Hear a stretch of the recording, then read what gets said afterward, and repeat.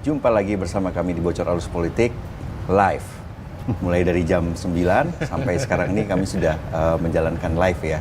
Ya, semoga teman-teman juga mendapatkan informasi baru dan juga terhibur ya. Teman-teman juga bisa untuk mereplay tayangan kami tadi dengan melihat dengan geser-geser aja gitu ya. Karena sebelumnya sudah ada beberapa percakapan yang menarik dengan Bivitri Susanti, terus juga ada Reza Rahadian, dan juga nanti akan ada bintang tamu spesial. Siapa dia nanti ya tunggu saja lah, saya teman-teman juga tahu ya kan.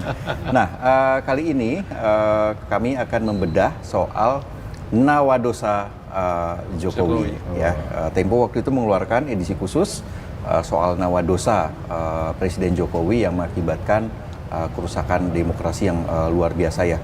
Dan di kantor Tempo sudah ada wakil pemimpin redaksi Tempo, Bagja Hidayat. Ya. Halo. Kita kesempatan nggak manggil Kang nih. Ya oke.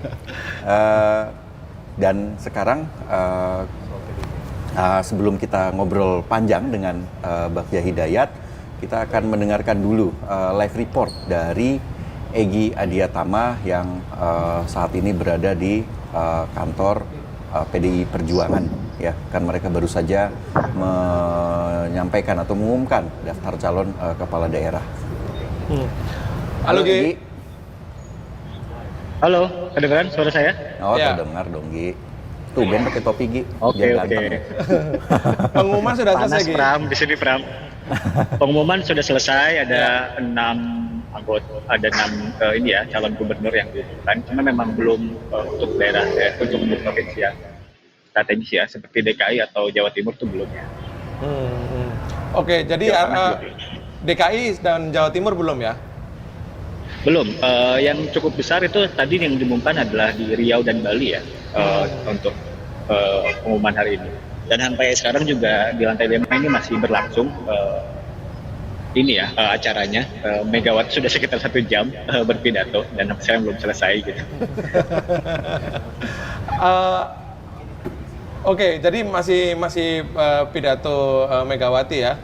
Apakah ada alasan khusus ya Gi? Daerah-daerah penting itu belum diumumkan calon gubernurnya menurut liputan Egy di sana? Seperti Ya, Jakarta, Jawa Timur belum diumumkan.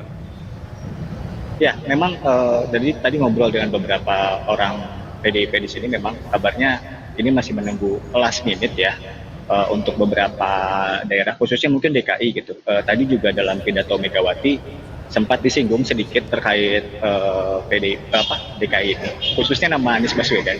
Tadi juga sempat dibahas oleh Megawati yang menyebut kayak ya sebenarnya tone-nya cukup ini ya, cukup menarik gitu. Dia mengatakan di situ buat apa gitu PDIP mendukung Anies gitu. Karena dia mengklaim tadi pagi dia melihat ada sejumlah satgas berbaju hitam gitu di PDIP yang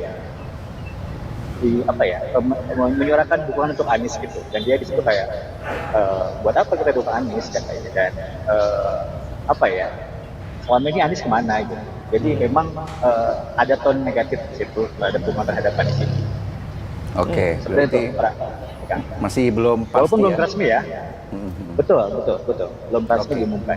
Untuk daerah lain seperti yang menjadi basis massa PDIP, Jawa Tengah, Bali? Bali. Bali udah. Bali ya?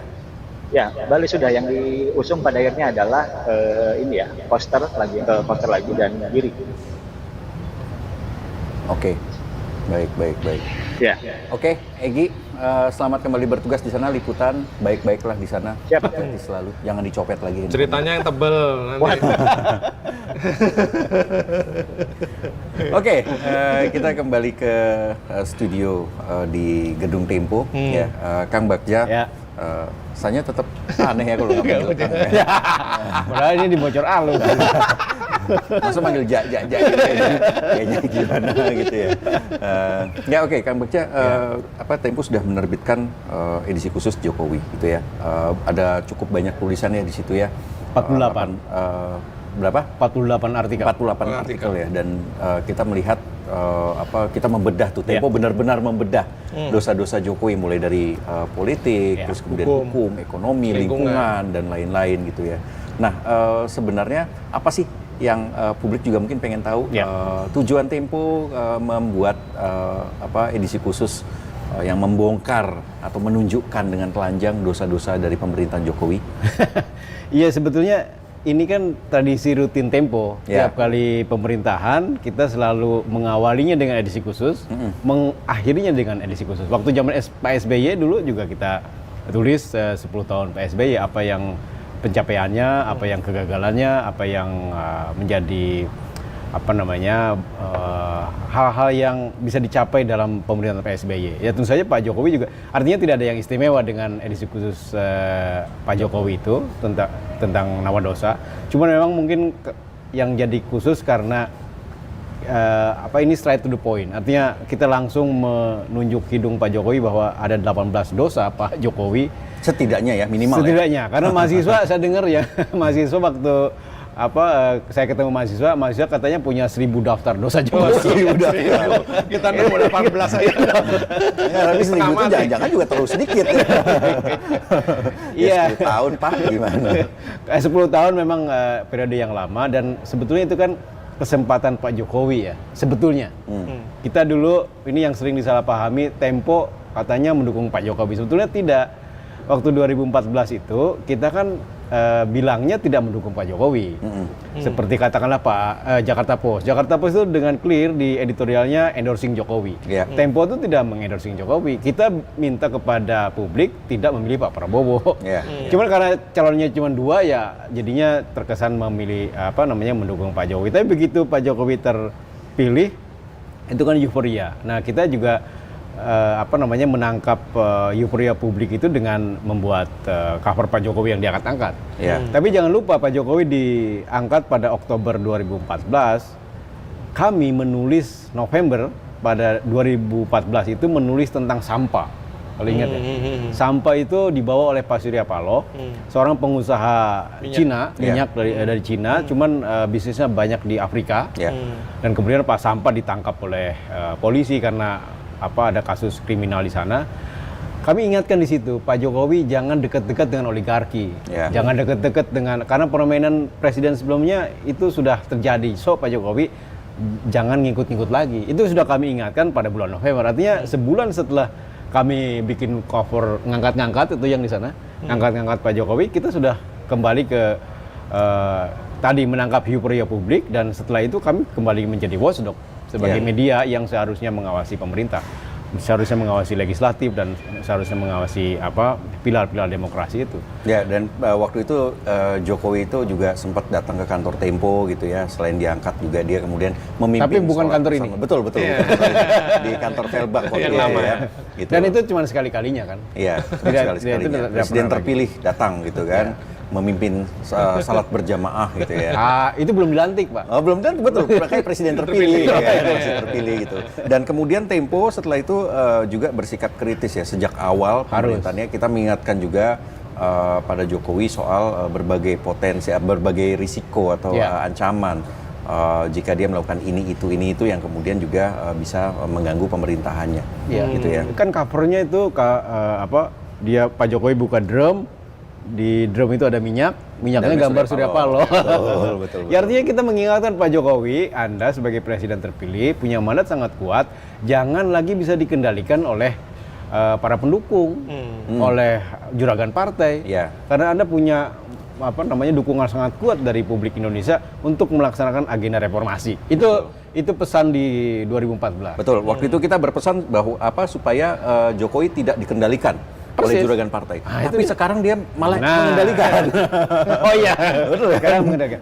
Nah, artinya apa? Setelah 10 tahun, seperti juga presiden-presiden sebelumnya, kita evaluasi kan. Nah, evaluasinya memakai kita undang pakar, ahli untuk berdiskusi, membedah apa sih yang dicapai, belum dicapai, apa yang meleset, apa yang sukses di era Pak Jokowi.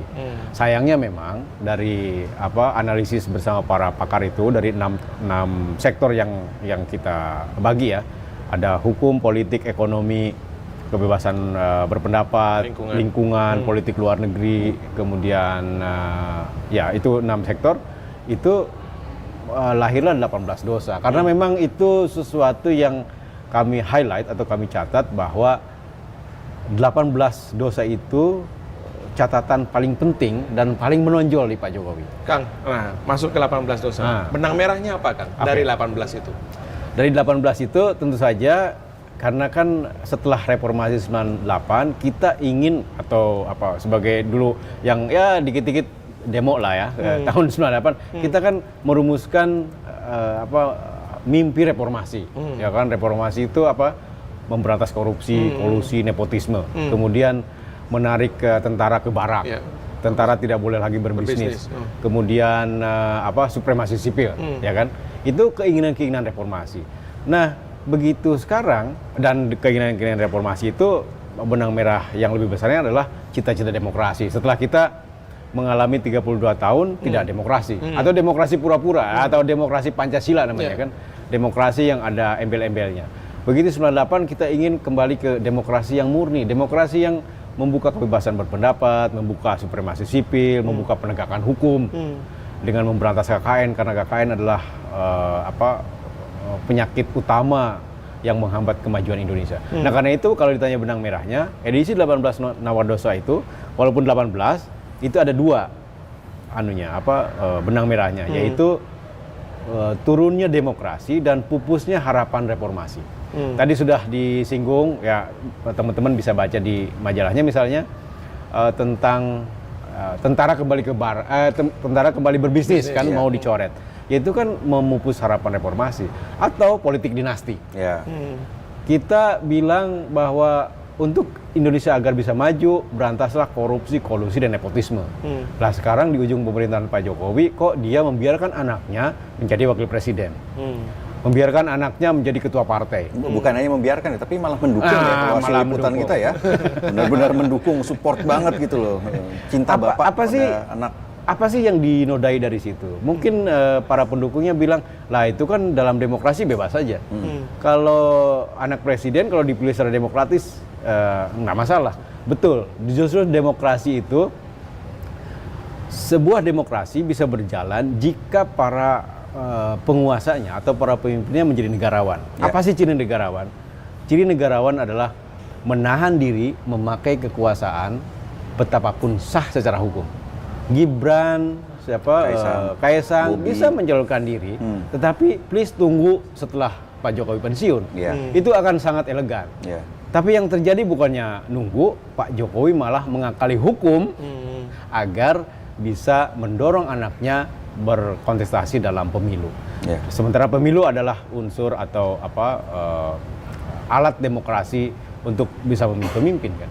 Dan bukan hanya mengakali hukum ya, tapi juga mengakali anggaran negara gitu kan. Kita melihat untuk bansos gitu ya, itu kan yang seharusnya kapan malah dikucurkan kapan gitu loh.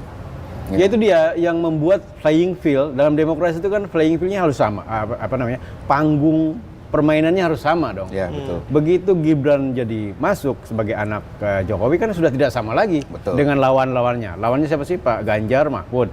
Sebelahnya ada Anies dan Mohaimin.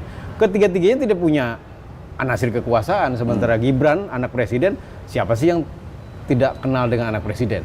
Apalagi begitu Pak Jokowi cawe-cawe, dia memakai kekuasaan dia kan. Kekuasaan dia untuk mengatur anggaran, kekuasaan dia untuk memerintahkan kepada anak buahnya untuk mendukung. Jadi pemimpin itu kan jangankan memerintahkan, tidak memerintahkan saja, diam saja, anak buahnya akan bergerak kan. Betul. Ya itu kan habitnya struktural.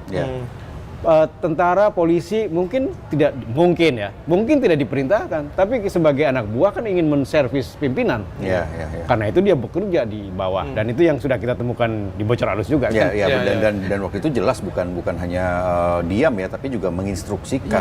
Salah satu di Jawa Tengah yang kemudian cukup masif di situ kan. Itulah noda demokrasi atau itulah turunnya kualitas demokrasi yang dinodai oleh Pak Jokowi atas nama cawe-cawe. Itu yang membuat kita nulis satu bab atau satu chapter tentang politik dinasti.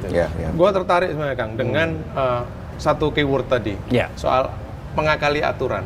Itu pula yang terjadi hari ini. Nah, itu pula yang kemudian memicu gelombang demonstrasi, protes dari mahasiswa, teman-teman masyarakat sipil gitu. Dan rasa-rasanya juga kita bahas panjang lebar di edisi khusus itu bahwa bagaimana tembok tebal yang ditemui oleh Jokowi itu ketika dia terhambat atau terpentok tembok tebal itu, dia berusaha untuk mengubah aturan itu. Itu dia persis untuk bisa menciptakan noda-noda demokrasi itu. Pak Jokowi melakukan satu hal yang memangkas kaki demokrasi itu dengan sangat parah, yaitu legalisme otokratik tersebutnya ya.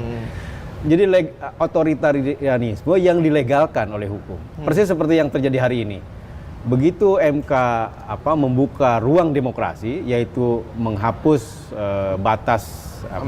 ambang batas partai bisa mencalonkan kepala daerah, yang itu adalah sangat demokratis. Mengapa? Karena kalau dibatasi 25% yang terjadi adalah kartel. Kita sudah bisa melihat faktanya, Koalisi Indonesia Maju membuat koalisi sangat besar, yang itu membuat partai lain tidak bisa mengajukan calon sendiri. Akibatnya apa? Dia menguasai panggung politik. Dan mungkin skenarionya adalah dengan kota kosong atau menciptakan calon boneka dengan bikin calon independen. Ya, calon independen dan pola yang tadi sudah kita sebutkan dalam live sebelumnya, yaitu ini pola yang sudah pernah berjalan di Solo dan kemudian diduplikasi untuk Jakarta. Nah, itu dia. Nah, dengan legalisme otokratik, kemudian karena Pak Jokowi didukung oleh mayoritas partai, begitu tidak setuju dengan MK. Dulu waktu zaman Gibran, mereka setuju dengan MK. Nggak protes ya, Kang? Langsung diadopsi. Karena mendukung kepentingan politik mereka. Sekarang begitu putusannya tidak sesuai dengan kepentingan mereka buru-buru rapat. Ini kan undang-undang pemilu itu pilkada itu udah dibahas 4 kali kalau nggak salah kan. Tiba-tiba dalam waktu 7 jam, itu bisa sepakat semuanya, ketok palu, dibawa ke rapat paripurna. Untungnya batal hari ini, karena tekanan kita semua. Dan di dalam RUU Pilkada yang akan disahkan itu aturannya bertolak belakang dengan putusan MK. Itu kan legalisme otokratik. Jadi membuat aturannya sesuai dulu dengan kepentingan politik. Bukannya kepentingan politik menyesuaikan dengan aturan. Dan kalau kita melihat juga ini negara ini dirusak karena kepentingan satu keluarga ya, yang luar biasa itu. Yang rusaknya satu Indonesia. Kepentingan satu keluarga merusak satu Indonesia. Tapi mungkin itu yang dimaksud Pak Bahlil kali. Ya, bisa jadi ya. Yang Raja Jawa kan. Siapa sih yang dimaksud Pak Bahlil? Ya, tentu saja siapa lagi. Tadi sudah disebutkan ya berapa kali ya. Itu bukan clue lagi lah, itu sudah jelas lah gitu loh. Hebat juga Pak Bahlil ya. Betul. Oh, ngasih umpan lambung gitu. Langsung smash. Ya, nanti kita undang Bahlil ke sini. Mungkin dia sudah mau datang ke Bocor Halus gitu kan. Nggak trauma mungkin ya. Kang, ini di luar pembicaraan di luar topik kita sedikit melenceng, bahwa di luar sana itu kan ada kampanye, majalah kita diborong, habis. Lalu kemudian yang nama dosa kan? Iya, nama dosa. Kemudian Tempo membuka free access. Itu sebenarnya gimana sih? Benerkah kita diborong? Dan kalau memang cetak ulang berapa kali? Iya. Bahwa itu diborong kami tidak tahu ya, karena begitu keluar dari percetakan kami distribusi, ya kami tidak tahu siapa yang beli dalam partai besar, kecuali ada yang mesen lewat marketplace. Kalau itu kan ketahuan karena ada datanya. Atau yang mesen ke kami. Kalau kalau ke kita sih tidak sampai sebanyak itulah. Mungkin ada yang memborong kemudian dibagikan, atau juga tujuan lain memborong untuk menyetop informasinya. Walaupun kalau itu tujuannya itu konyol banget ya. Karena kan selain cetak, kita menyediakan kontennya ada di digital.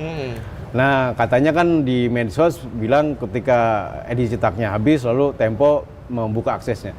Memang membuka akses, tetapi itu bukan khusus pada edisi Nawadosa saja.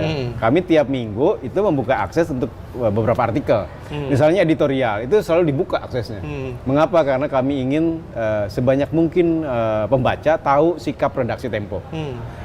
Nah, di edisi Nawadosa editorial dibuka, kemudian pengantar dibuka, karena publik harus tahu mengapa kami membuat edisi khusus. Kayak itu ada di pengantarnya, sehingga harus dibuka. Yang artikel lain 48 yang lain sih ya tetap ditutup. Jadi ya apakah dibuka? Ya benar, tapi tidak seluruhnya. Apakah itu diborong? Mungkin, karena kami tidak tahu siapa yang membelinya. Apakah itu cetak ulang? Ya, karena minat pembaca ternyata sangat tinggi terhadap edisi ini. Ya, itu kan edisi yang collectible item. Ya, dan Tempo sudah berkali-kali sebenarnya meluncurkan. Ya, kan bukan hal yang pertama ya. Iya. Ya, ya. Oke, kembali ke persoalan tadi dinasti politik. Tempo memandang ini damage-nya kan sudah sangat luar biasa dan kemudian berlanjut lagi. Berulang kali itu Tempo sudah mengingatkan sebelumnya bahwa apa yang dilakukan oleh Jokowi ini sebenarnya merupakan bagian dari perpanjangan kekuasaan. Tadi Mbak Bivitri Susanti sudah menyebutkan ya ini periode ketiga Jokowi ini ya Prabowo Gibran gitu kan. Nah sementara ini juga sudah kita ulang terus ya. Masih banyak juga tuh sebenarnya yang nggak percaya itu Kang ya gitu loh. Tapi tentu saja dalam jurnalistik kita tidak kemudian melihat apakah ini terkait dengan person tertentu gitu. Tapi memang kita melihat motifnya seperti apa dan juga yang benarnya atau fakta yang kita dapatkan seperti apa gitu ya. Nah dan kita melihat upaya perpanjangan ini kan sudah sangat luar biasa gitu ya Kang ya. Dan ya kita kan berkali-kali tulis ya. Persis. Mulai dari tiga periode perpanjangan terus juga Prabowo Jokowi gitu loh. Ya, sekarang bermuara di Prabowo Gibran. Ya. Nah sebenarnya hubungan Tempo dengan Jokowi itu sendiri seperti apa sih? Dulu kan kita akrab nih. Jangan lupa Tempo juga termasuk yang secara tidak langsung mungkin ya menaikkan nama Jokowi dengan ada waktu itu edisi khusus kepala daerah terbaik gitu kan. Ada nama Jokowi di situ. Tahun 2008. 2008 ya. Dulu Kang Bakti ada di situ ketika Jokowi datang.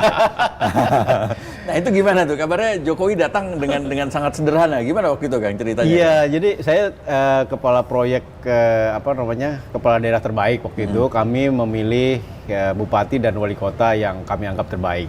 Terbaik dengan penilaian dari banyak pakar ya, seperti biasalah ada penjurian. Jadi kita undang Andi Malarangeng waktu itu karena sebagai ahli otonomi daerah, Rias Rasid, kemudian dari Kementerian Dalam Negeri. Terbentuklah 13 12 atau 13 ya enggak 12 terpilih salah satunya Pak Jokowi wali kota Solo. Mengapa Pak Jokowi? Karena Pak Jokowi waktu itu ya wali kota pertama yang bisa memindahkan pedagang tanpa berantem. Ketika kepala daerah yang lain tiap kali mau memindahkan pedagang yang tidak tertib itu rusuh, ya kan, berantem dengan Satpol PP dan seterusnya. Pak Jokowi memakai pendekatan yang humanis. Dia ngajak semua pedagang di Solo itu sarapan, diajak ngobrol. Dia sendiri cerita hari pertama saya dimaki-maki, sarapan kedua saya masih dimaki-maki. Akhirnya sampai setuju pindah sendiri itu pada sarapan ke-56. Ini di masa Indonesia setelah reformasi yang dengan demokrasi yang terbuka dan politik yang transaksional, ada wali kota seperti itu kan menggembirakan sekali ya. Ada pemimpin yang pendekatan secara humanis. Kemudian Pak Jokowi tiba-tiba datang ke kantor Tempo pada hari Sabtu ketika semua orang udah bubar, tinggal ada yang piket. Dia hanya didampingi oleh satu orang. Dia bilang, saya mau ketemu dengan redaksi Tempo. Mau ngapain? Mau presentasi. Nah, sekarang libur Pak, hari Sabtu. Nggak ada redaksi yang masuk, nggak apa-apa. Yang ada siapa? Yang ada cuma saya, itu namanya Mas Rizal. Sudah pensiun dari Tempo.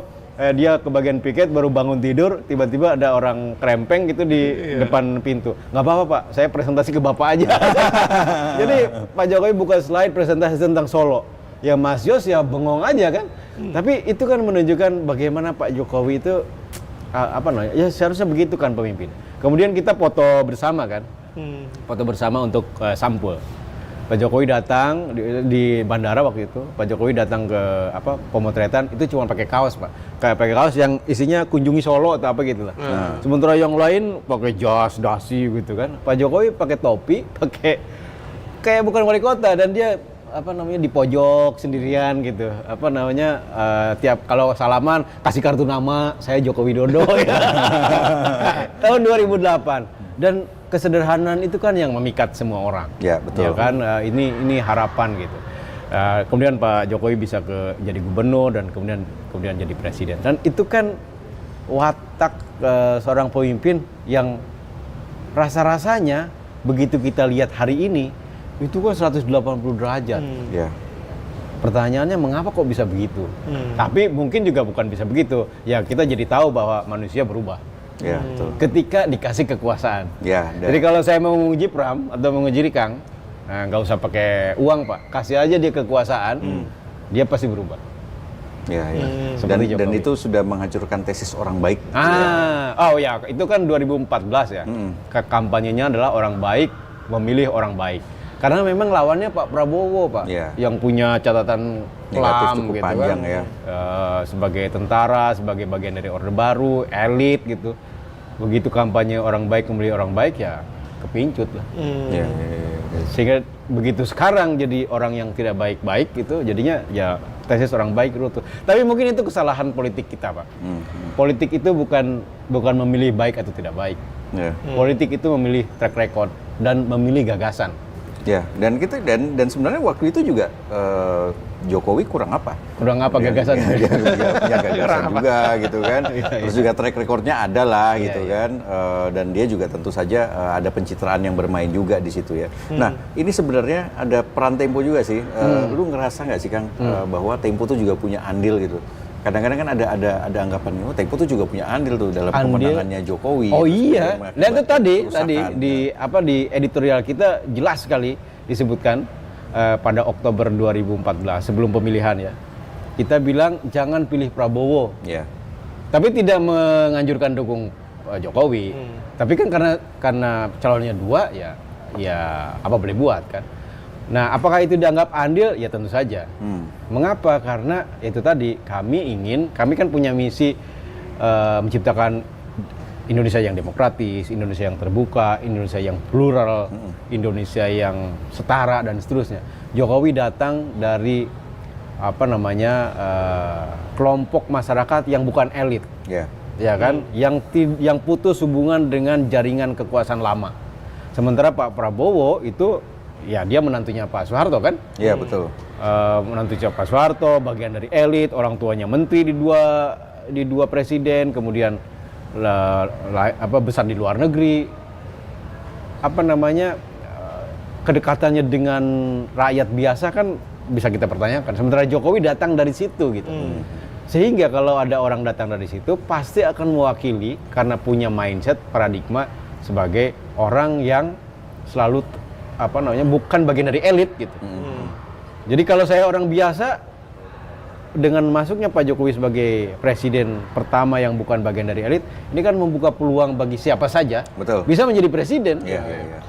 Karena gini Kang, ngomong soal itu tadi, gue kemarin baca di Twitter rame-rame teman-teman menyusun aksi ini ya, Tempo. Kau yang memulai, kau yang mengakhiri gitu.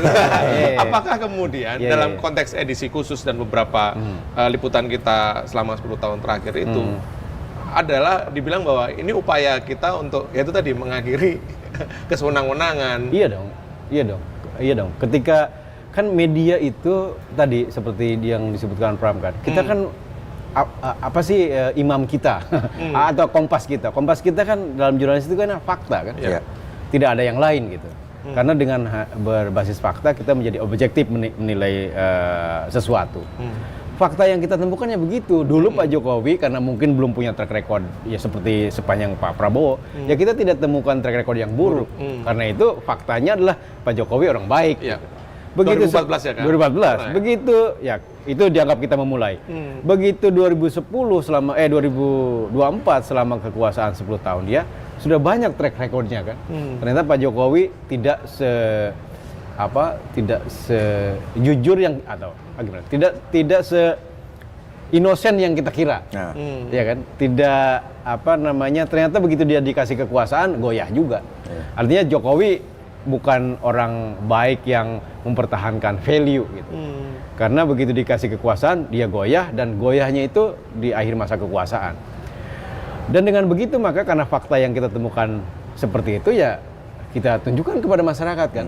Sebetulnya juga koreksi kepada Pak Jokowi. Betul. Tapi gue kurang sepakat tuh. Kang Bagja bilang bahwa itu di ujung masa kekuasaan gitu kan. Nah, sementara kita ngeliat 2019 ya. 2019 ujung 2019 ya. Sudah merevisi undang-undang KPK gitu dengan waktu itu juga ada dorongan dari masyarakat sipil supaya dia segera mengeluarkan Perpu. Dan seolah-olah kan akhirnya pun enggak dan sudah terbukti bahwa dia merestui revisi undang-undang KPK yang berujung pada kerusakan lembaga itu. Ya kan kita melihat betapa lemahnya sekarang ini KPK ya kan. Kalau dia nggak merestui, Mas, ketika para tokoh datang ke istana dan minta Pak Jokowi keluarkan Perpu, hari itu juga dia keluarkan Perpu. Persis. Tapi kan Pak Jokowi bilang iya aja. Nyatanya kan nggak Perpu juga. Dan KPK kan kita tahu jadi KPK di zaman Jokowi adalah KPK yang ketuanya untuk pertama kali jadi tersangka korupsi. Kan ironis banget. Iya. Pelanggaran etik, korupsi bahkan. Iya kan? Dan kalau kita melihat pada masa itu gitu ya, Jokowi yang kemudian juga ikut merusak KPK, ya damage-nya itu begitu besar ya, luar biasa ya. KPK sebagai salah satu lembaga yang sangat dipercaya oleh publik ya, selain Mahkamah Konstitusi loh. Dan kemudian juga akhirnya dua-duanya dirusak oleh rezim ini gitu kan. Yaitu legalisme autokratik itu di situ, yang dirusak adalah sistemnya. Ya betul. Begitu KPK-nya lemah, ya otomatis ke bawahnya lemah semua kan. Bagaimana orang bisa melanggar hukum dengan semena-mena karena tidak ada pengawasnya. Ya kan, yang bikin cek demokrasi indah itu kan karena ada checks and balances. Ada yang ngecek dan ada yang penyeimbang. Penyeimbangnya siapa? Ya harusnya DPR. Tapi begitu DPR-nya jadi stempel pemerintah saja, ya kita tidak punya balancing lagi. Yang kita harapkan ya media. Itulah kenapa Tempo ya membuat bikin bocor alus. Oke. Tapi ini sekarang gue pengen Kang Bagja yang buka gitu kan, jangan kita yang buka. Kang Bagja buka gitu ya. Apakah Tempo juga menikmati masa-masa katakanlah duit iklan pada masa pemerintahan Jokowi, dan kemudian justru banyak dicabut, Pak. Oh, banyak dicabut. Ya. Betul ada benernya ini, gue ngalamin juga waktu itu. Betul. Enggak, tapi kan kita tahunya belakangan ya. Kalau di Tempo kan jelas ada pagar apinya. Jadi ada firewall-nya itu jelas. Jadi urusan bisnis, redaksi itu tidak boleh dicampur. Dan seringkali kita tahunya setelah kejadian. Jadi misalnya nulis tentang food estate gitu. Erwan tuh, ya kan, house bocor alus juga. Nulis bocornya sama Mas Agung. Nulis food estate dikelola oleh Kementerian Pertahanan. Sementara ternyata kami tidak tahu bahwa tim bisnis punya kontrak dengan Kementerian Pertahanan untuk mempromosikan food estate. Begitu keluar investigasi food estate tentang di Gunung Mas yang tidak tumbuh ketelaknya, kemudian merusak hulu sungai, kemudian bikin banjir dan seterusnya. Besoknya Kementerian Pertahanan menyetop kontrak iklannya. Kata orang bisnis, waduh bro, kita nggak bagi bonus nih tahun ini. Kenapa? Karena iklan-iklan dipotong dari pemerintah. Ya, buat pemirsa ini memang sudah menjadi pengetahuan umum untuk orang-orang di Tempo ya, bahwa antara iklan dan juga redaksi itu kadang-kadang seringkali tidak match ya. Karena memang garisnya jelas karena kita tidak saling tahu, Pak. Betul. Dan kita juga sudah berulang kali dikomplain ya sama orang-orang di bagian iklan itu loh. Nggak bisa lebih soft untuk menulisnya gitu kan. Banyak sekali gitu loh. Ya, ingat nggak waktu edisinya Erick Thohir dulu yang bocor halus itu? Kita potensial loss-nya gede banget gitu kan, sampai belasan miliar ya kalau nggak salah ya. Iya. Ya itu risiko lah. Resikonya di Kang. Kang, sekarang Tempo berusaha untuk tidak bergantung lagi pada iklan kan? Oh ya, kita bikin bocor alus supaya kita makin saya tidak hanya independen, tapi distribusi informasi yang lebih inklusif. Tuh. Tempo itu kan udah dicetak, tidak populer dicetak itu. Tidak semua orang mau membaca berita yang dicetak. Kemudian begitu masuk web, di paywall. Harus bayar. Ya walaupun bayarnya murah ya. Tapi kan tidak semua orang juga suka. Nah, karena itu gagasan dulu kita bikin bocor halus kan, ini gimana ya supaya orang tahu bahwa kita menulis satu isu gitu. Dan isunya itu penting dan relevan diketahui oleh orang banyak. Maka bikinlah bocor halus kan. Bocor halus itu apa? Untuk mengasih teaser apa yang ditulis oleh majalah Tempo pada pekan itu, ya kan? Ya karena itu awal-awal dulu sumber gua, ya karena memang isi lengkapnya ada di majalah Tempo. Cuman kan karena kita tidak punya pengalaman broadcasting, jadinya sampai belajar lah kan. Sampai belajar kita. Ya kan kita evaluasi tiap pekan. Rikang tuh kalau bilang sumber gua dikejar dong sama Husein gitu, supaya publik jadi tahu dari mana informasinya. Nah, kalau sekarang kan kemudian tadi saya dari IPB tadi, dari pembicara Pulitzer, ada dosen yang bilang, wah semua yang diprediksi bocor halus terbukti sekarang. Saya bilang itu bukan prediksi, itu fakta. Kalau faktanya sekarang benar, artinya fakta yang kita tulis minggu lalu kemudian sekarang kejadian, memang begitu faktanya, itu artinya cara kita mencari informasi udah benar. Ya kan? Bukan pada kita sih tidak peduli faktanya itu jadi terbukti atau tidak kemudian hari. Yang pertaruhan dalam jurnalistik adalah bagaimana kita mencari informasi itu, satu sesuai prosedur, kedua sesuai dengan etik. Itu aja tuh. Nah, artinya kalau bocor alus yang dibahas bocor alus benar semua hari ini, itu artinya teman-teman bocor alus sudah memakai cara mencari informasi yang benar dan sesuai etik. Oke. Nah, Kang, satu hal yang menarik juga adalah Tempo ini dianggap sebagai satu-satunya nih, meskipun bisa diperdebatkan dan didiskusikan ya, oposisi pemerintah. Kang Baja sepakat nggak sih dengan ini? Atau sebenarnya kita perlu ada komunitas-komunitas lain, kelompok-kelompok lain yang juga punya standing position yang sama dengan Tempo gitu dalam hal. Enggak sih. Ya kan ada masyarakat sipil ya, ada kampus, ada maksudnya media. Oh, media. Selain obor rakyat ya tentu saja. Yang bukan media. Ada juga lah media ya, yang lain-lain, teman-teman di Narasi misalnya kan keras juga membuat multimedia tentang IKN, tentang pemanfaatan sumber daya alam yang koruptif gitu. Ada banyak juga, dan teman-teman media ini juga kan sebetulnya tahu apa informasi yang kita dapat. Persoalannya adalah dikeluarkan apa tidak kan? Ya betul. Ya ini kan waktu kita ngeluarin edisi Ibu Suri itu loh. Ya kan waktu itu kan ramai juga tuh, banyak wartawan bilang, "Wah, kita mah udah tahu dari dulu gitu loh." Ya lo tahu tapi keluarin gitu loh. Nah, ini yang menarik ya. Ini yang menarik. Dengan okupasi Pak Jokowi melalui kementerian, melalui pemerintah pada bisnis media, itu mengembalikan media kok jadi seperti tahun 98. Saya jadi wartawan kan tahun 2000-an. Media waktu itu adalah bersaingnya berani-beranian, Pak. Ya kan, di zaman Pak Harto itu kan media siapa yang berani dialah yang karena represif. Setelah reformasi runtuh, media bersaing menjadi yang pertama tahu. Bersaing tuh, lalu masuk internet, yang pertama tahu bersaing tuh. Ada kejadian ini, siapa yang duluan? Wah, pengelola media kita kalau ngeliatin temen dari web lain udah bikin berita ini, waduh kebobolan ini, dimarahin pasti si reporternya. Di zaman Jokowi itu kembali ke zaman Orde Baru, Pak. Media bersaing menjadi yang paling berani. Kan aneh, di zaman disrupsi internet, media kembali bersaing menjadi paling berani. Tadi kan teman-teman kita wartawan, wah itu kita juga tahu informasi itu. Masalahnya kenapa you nggak bikin itu informasi itu, ya kan? Nah, pertanyaannya kenapa Tempo yang mengeluarkan itu? Ya karena kita sadar bahwa itu informasi yang penting dan relevan untuk diketahui orang banyak. Tadi kita bikin bocor halus karena webnya di paywall, cetaknya susah ditemui lagi. Makanya kita bikin ini di YouTube. Kenapa? Karena semua survei mengatakan 94% orang Indonesia mencari berita di YouTube. Karena itu begitu kontennya dipindahkan ke YouTube, ayah saya yang di kampung di sana nonton kan. Begitu selesai nonton bocor halus, dia telepon saya tuh. Oh, jadi gitu ya. Begitu ada bapak saya telepon, oh gitu ya. Saya dalam hati bersyukur, alhamdulillah. Dia berarti terpapar informasi yang ada di majalah Tempo walaupun dia tidak membaca majalah Tempo. Kalau ibu saya nggak tahu, Kang. Kenapa? Dari tetangga. Karena saya nggak beritahu.